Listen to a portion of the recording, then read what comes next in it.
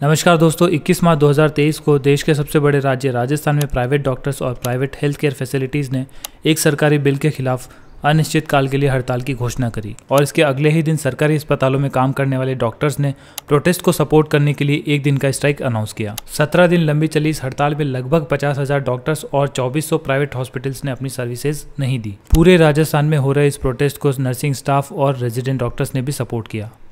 दोस्तों, आप सोच रहे होंगे कि आखिरकार इस बिल के अंदर ऐसा क्या था कि 17 दिनों तक राजस्थान का पूरा हेल्थ केयर सिस्टम ध्वस्त होकर रह गया। दोस्तों, इस बिल का नाम है right to health bill. Rajasthan सरकार ने अपने इलेक्शन मैनिफेस्टो में इसका वादा किया था और 2023 में वो इम्प्लीमेंट होने जा रहा था। दोस्तों, इस बिल की गंभीरता, ज़रूरत और सरकार के पर्सपेक्टिव को बेहतर समझने के लिए आइए देखते हैं ये वीडियो। देखो भाई, इनका केस बिगड़ता जा रहा है, हेमरेज है। आई थिंक न्यूरोसर्जन को बुलाना पड़ेगा। आप भगवान को बुला लीजिए, बस उनको ठीक कर दीजिए। Are you sure? श्योर। उनकी फीस 2 लाख रुपए है। कोई बात नहीं, मैं अरेंज कर दूंगा। इधर के यही रूल्स हैं। अगर आपको ऐसा प्रॉब्लम है तो बाजू में सरकारी अस्पताल है, वहां पे जाइए। आपने अभी जो वीडियो देखा वो अनडाउटेडली मूवी क्लिप ज़रूर है, लेकिन ऐसे ही कुछ सिमिलर सिचुएशन हम लोगों ने कभी ना कभी ज़रूर फेस किए होंगे। किसी इमरजेंसी सिचुएशन में प्राइवेट हॉस्पिटल्स का हैवी एडवांस पेमेंट मांगना भी एक सच है और ये हैवी एडवांस पेमेंट कुछ लोग अपनी ज़मीन बेचकर तो कुछ लोग उधार लेकर जमा कराते हैं। Right to health bill Rajasthan के रेजिडेंट को अधिकार देने वाला था किसी भी सरकारी या फिर प्राइवेट हेल्थ केयर फैसिलिटी में जाकर emergency health care services free में अवेल करने का। और इन फ्री हेल्थ केयर सर्विसेज के अंदर इंक्लूडेड था कंसल्टेशन, दवाइयाँ, जाँचें, emergency transport, procedures and emergency care. दोस्तों, free emergency health care services के अलावा भी इस बिल के अंदर कुछ की फीचर्स थे। चलिए अब बात करते हैं उनकी। स्टेट और डिस्ट्रिक्ट लेवल पे हेल्थ अथॉरिटीज़ को सेटअप किया जाना था और ये हेल्थ अथॉरिटीज़ पूरी पॉलिसी को फॉर्मुलेट, इम्प्लीमेंट और मॉनिटर करने वाली थी और साथ ही ये इंश्योर करती क्वालिटी हेल्थ केयर और management for the emergency services. ये बिल पेशेंट्स को एक वेब पोर्टल और हेल्पलाइन सेंटर प्रोवाइड करने वाला था जहाँ से ये इंश्योर किया जा सकता कि इमरजेंसी केसेस में ये सर्विसेज का डिनाइल नहीं हो रहा है और पेशेंट अपने राइट को एक्सेस कर पा रहे हैं। दोस्तों, ये बिल डायरेक्टली बेनिफिट करने वाला था राजस्थान की 8.36 करोड़ रेजिडेंट्स को और खास तौर पर लगभग 15% बीपीएल पॉपुलेशन की, जो कि राजस्थान में है। और अगर ये आंकड़ा एब्सोल्यूट नंबर्स में कैलकुलेट किया जाए तो 1.25 करोड़ निकल के आता है। दोस्तों, बिलो पॉवर्टी लाइन का मतलब होता है वो लोग जो खुद से बेसिक एजुकेशन और हेल्थ केयर का खर्चा अफोर्ड नहीं कर सकते हैं।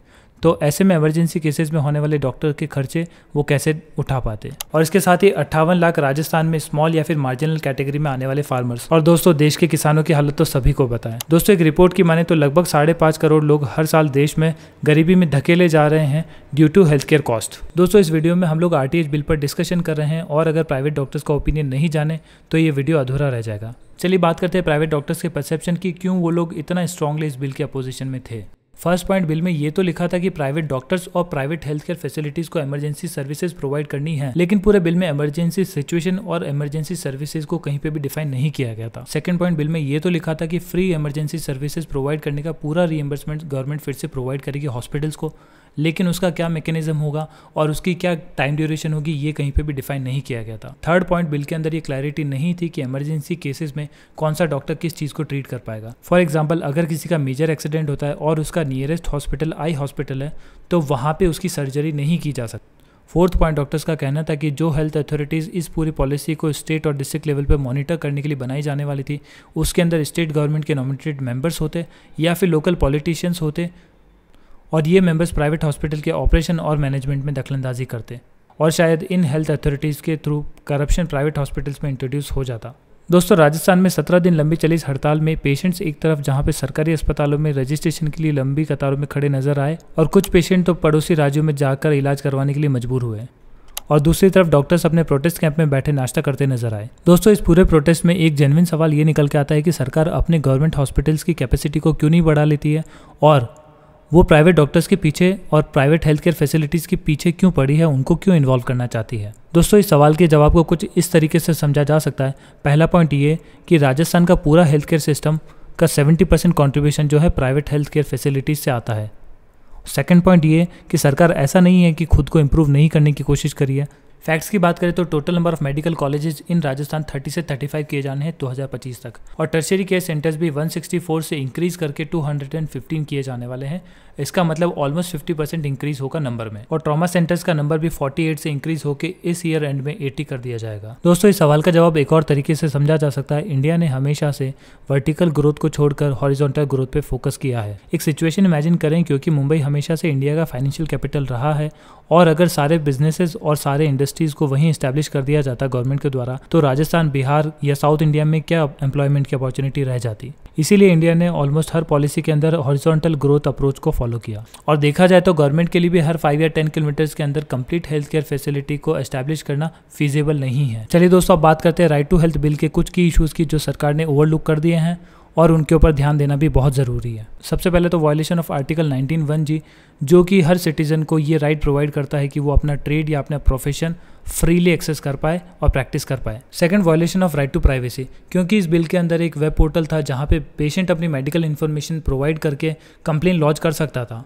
तो वहाँ से ये डेटा भी लीक हो सकता था, और साइबर अटैक होने की सिचुएशन में वो पेशेंट बहुत ही वनरेबल हो सकता है। और थर्ड पॉइंट जो शायद गवर्नमेंट ने ओवरलुक कर दिया है, वो है shortage of health workers and resources. दोस्तों अगर देखा जाए तो ये पूरा प्रोटेस्ट इंडियन कॉन्स्टिट्यूशन के आर्टिकल 19 और 21 के बीच का टसल था, जहाँ पे state government article 21 right to life को बेसिस मानकर ये बोल रही थी कि ये उनका ऑब्लिगेशन है कि रेजिडेंट्स को better health care services provide की जाए। और दूसरी तरफ प्राइवेट डॉक्टर्स का ये कहना है कि इंडियन कॉन्स्टिट्यूशन के आर्टिकल 19(1)(g) के तहत उनको पूरी आज़ादी है अपना प्रोफेशन, अपना ट्रेड या फिर अपना बिजनेस ऑपरेट करने की। दोस्तों अब बात करते हैं 17 दिन लंबे चले इस प्रोटेस्ट के कंक्लूजन की।